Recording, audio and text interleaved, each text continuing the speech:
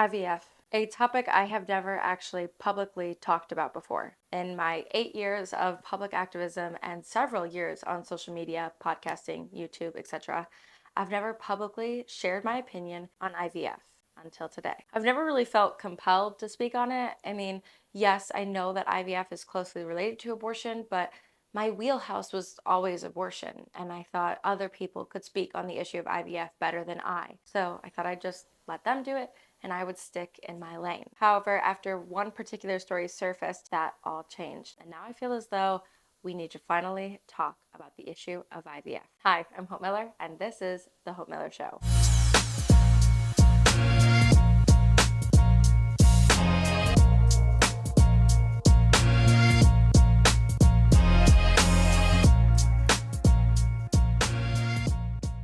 Now, before we get into today's episode, make sure you like, comment, subscribe, share, all that fun stuff. I really appreciate your support. I've loved being able to do this show for you guys, and to be able to continue to do it, I need your support. So if you could do those few things for me, I would greatly appreciate it. Now, let's hop into this episode. So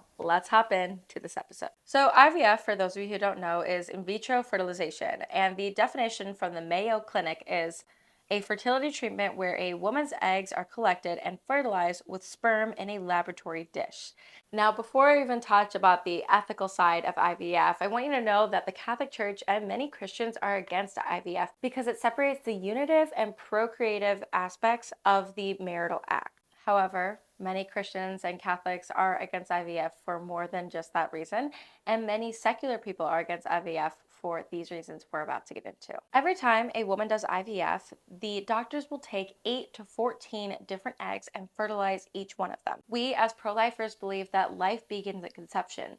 And so what we believe is that each time 8 to 14 of these eggs are taken and fertilized, a new life is created. So let's just say you end up with 11 embryos every time you do an IVF treatment. Well, a woman's not getting pregnant with 11 children. That would be wild. So what happens to these 11 children? Well, some of them will be implanted into the woman's uterus, and a few, 1 or maybe 2, sometimes 3, will live and make it to birth. So typically 1 to 3 embryos are implanted in the woman's uterus. So the remainder, about 8 or so, are left for what? Well, a lot of times they're simply discarded, meaning that these lives that have souls are simply just thrown away. Sometimes they are frozen, and that's when embryo adoption comes into play. Another topic for another time, something that maybe you could look into on your own time. But like I said, a majority of the time, these embryos are simply discarded. And that's a real ethical problem with IVF. Not only does it separate the marital act from procreation, it also ends the lives of about a dozen children every time it happens. Now, I understand that people suffering with infertility or subfertility are going through something really quite tragic. The desire to have children is not wrong. In fact, we wish more people had the desire to have children. However, the means do not justify the ends, and unfortunately, IVF is morally wrong. My heart goes out to these women. As a woman who deeply desires to be a mother one day, I can't imagine how hard it would be to receive the news that you're infertile or struggling to conceive or subfertile. The people who do IVF, I don't believe are bad people. They're good people with good intentions. And the people who are here because of IVF aren't subpar people. They're incredible people. I know people who have been IVF babies, and I'm grateful they're here. I'm grateful for their lives. But in the process of them coming to be, several of their brothers and sisters were tragically discarded, died. And that's something that we definitely need to address because it is a serious issue. Putting all that aside, there are a few instances where IVF blows my mind.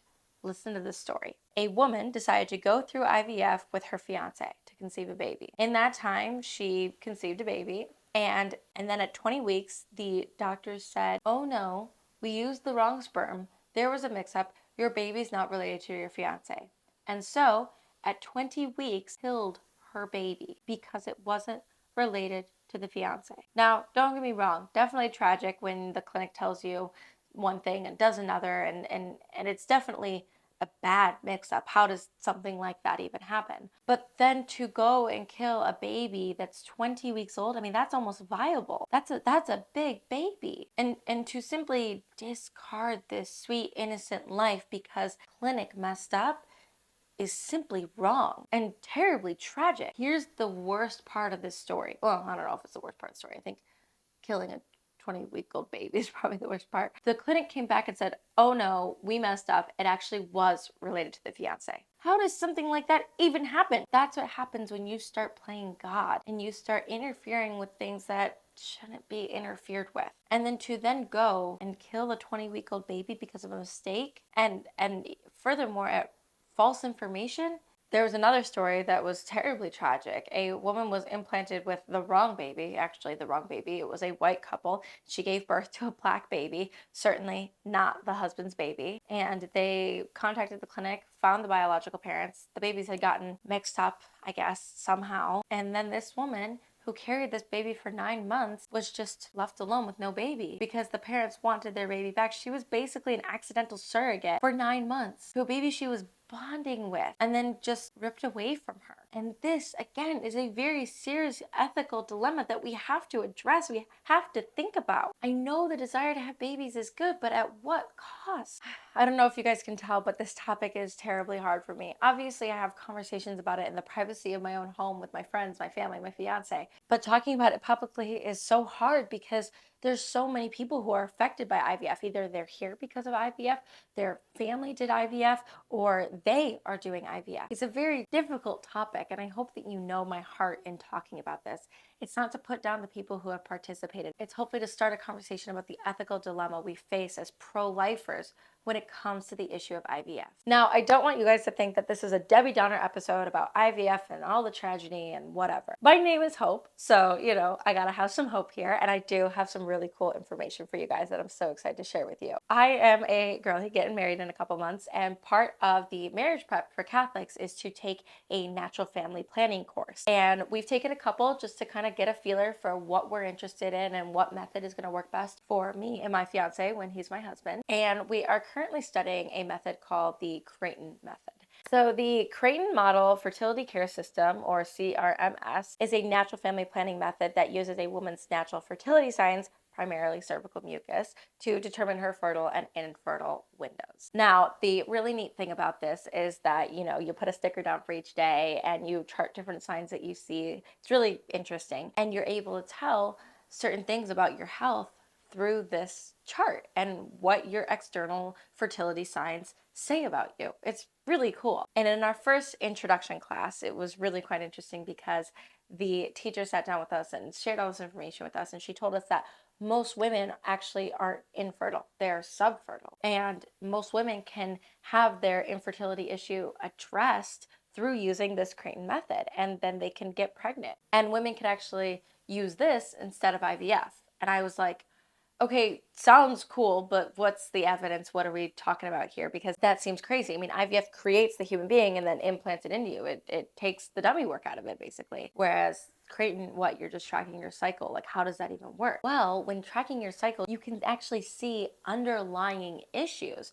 And IVF doesn't treat the underlying issues. It just skips right to the next thing. It just skips right to the next thing. Whereas Creighton can identify these underlying issues, and then you can go and treat these underlying issues. And so the statistics on people being able to get pregnant through tracking and using Creighton versus IVF are wild. Listen to this. Quick definition that y'all need to know before I read this for you is NAPRO. NAPRO is a medical approach to women's health and infertility that focuses on identifying and treating the underlying causes of reproductive issues rather than just masking symptoms. So here we go into this article. So this is coming from an article. I will link it below. This is not my own words. This is from an article. So here we go. Pregnancy rate for 1,054 infertile women who were treated at the St. Paul VI Institute Clinic with NAPRO for the full spectrum of infertility causing diseases demonstrates that over 60% became pregnant within 24 months and nearly 70% within 36 months. Success rate for achieving pregnancy rates with NAPRO will differ based on patients' infertility diagnosis.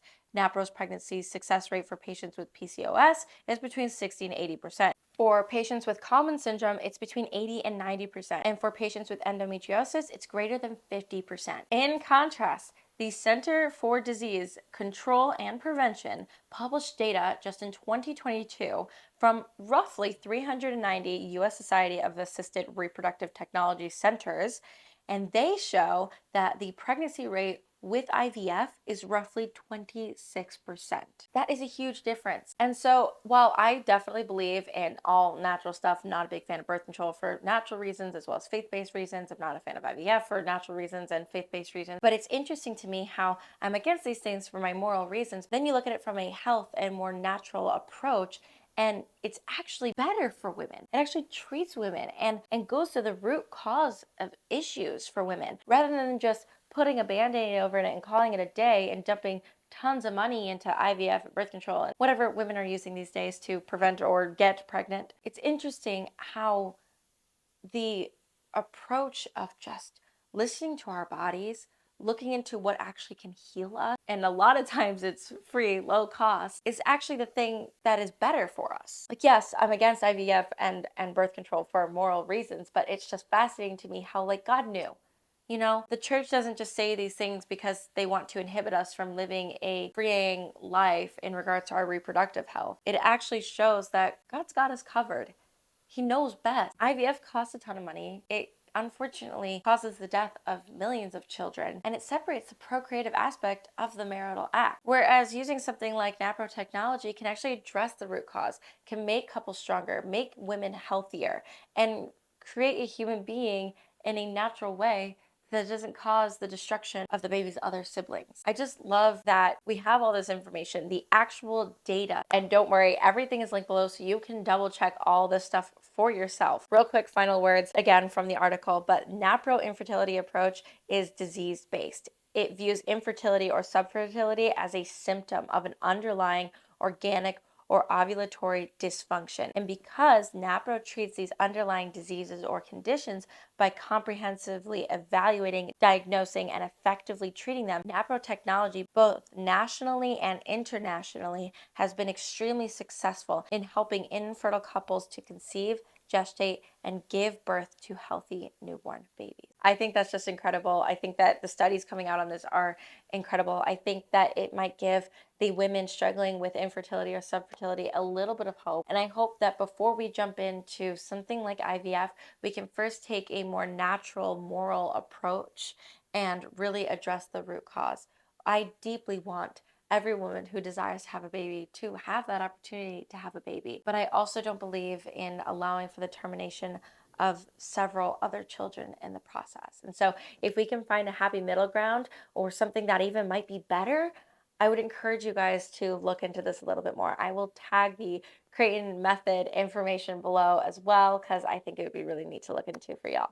I've been enjoying the journey of learning myself. We're using it for just natural family planning, but again, you can use this to identify underlying issues if you're struggling with infertility or subfertility. So that is this week's episode. Thank you guys so much for hanging on. I know that was probably a bit of a heavier topic. I know that it was definitely a lot harder for me, but I hope that I was able to give you at least a little bit of hope and give y'all a little bit of grace and give me a little bit of grace too, as this issue I know is touchy. Again, like I said, I think that the desire to have children is good, and I encourage you to continue leaning into that, but to maybe look into other methods first. So thank you guys so much for watching, and we will see you next week.